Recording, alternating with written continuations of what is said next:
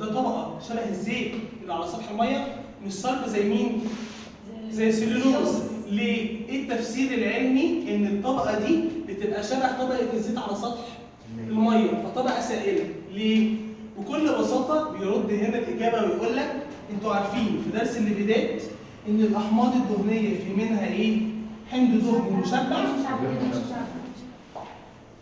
طب يعني ايه مشبع وغير مشبع؟ مش قصتنا وحواراتنا دلوقتي، بس نتيجه وجود في مجموعه الفوسفوليبيدات اثنين احماض دهنيه، واحد فيهم مشبع والتاني غير، ده اللي ادى الفوسفوليبيدات الطبيعه السائله.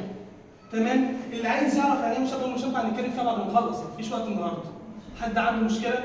لو انا قلت لكم يعني ايه رؤوس محبه للماء نتيجه وجود؟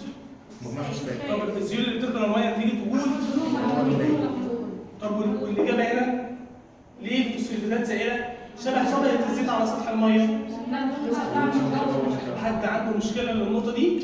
يجي لكم سؤال، مين اللي سالني السؤال ده على الواتساب؟ اللي هو يحيط الخليه النباتيه، انت مالك صح؟ يحيط الخليه النباتيه حاجه مختلفه عن بعض في طبيعتها الفيزيائيه.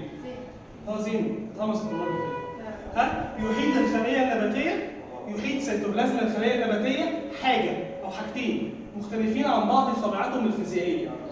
حد عنده اجابه؟ السيتوبلازم بتاع الخليه النباتيه محاط بحاجتين مختلفين في الطبيعه الفيزيائيه.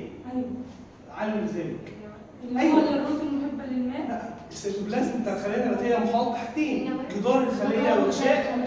جدار الخليه حاجه صلبه، اما الغشاء الخليه حاجه وده صلب وده، فهو فعلا يبقى كده السيتوبلازم بتاع الخليه النباتيه محاط بحاجتين مختلفين عن بعض في الطبيعه الفيزيائيه ولا لا؟ فهمتوا؟ طب هل ينفع يقول لك يحيط السيتوبلازم بتاع الخليه الحيوانيه؟ لا، الخليه الحيوانيه ما فيهاش. تمام؟ خلاص